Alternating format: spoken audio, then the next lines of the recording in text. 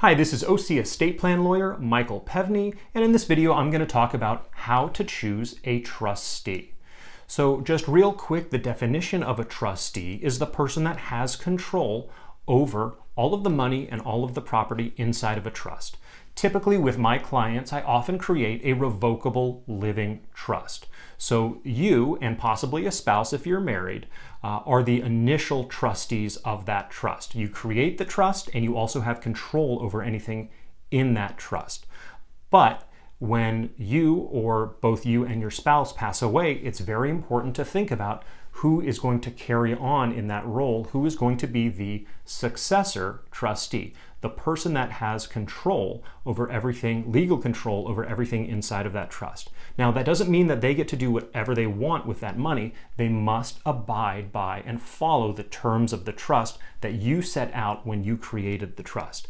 So the big, overarching, and absolute most important thing when selecting a successor trustee is trust. You have to trust them. You gotta pick somebody that's trustworthy. That might be a family member, a sibling, a parent, depending on how long the trust is going to last, or very oftentimes a long time and very close and very trusted friend.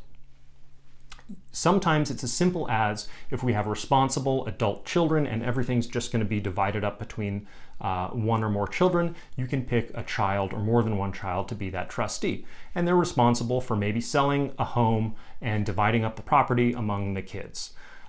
But sometimes we might be dividing things up and giving things out over time, meaning the trust is going to last for many years after we pass away.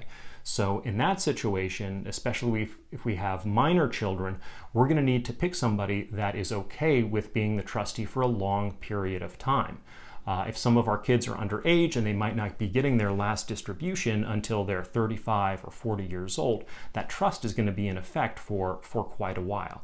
And that's why it's also important to talk to the person before you name them the trustee. That's not something that people typically would want to have a surprise, like, welcome, you're the trustee. It's something that you want to get their consent and talk to them about if they're willing to do that before. Now, they do need to be trustworthy, but that doesn't mean that they have to be a math whiz or know the ins and outs of the law. They can always seek professional help from whether that's a lawyer, an accountant, an investment advisor, as long as they are sticking to the terms of the trust and are distributing that money in the exact way that the trust says.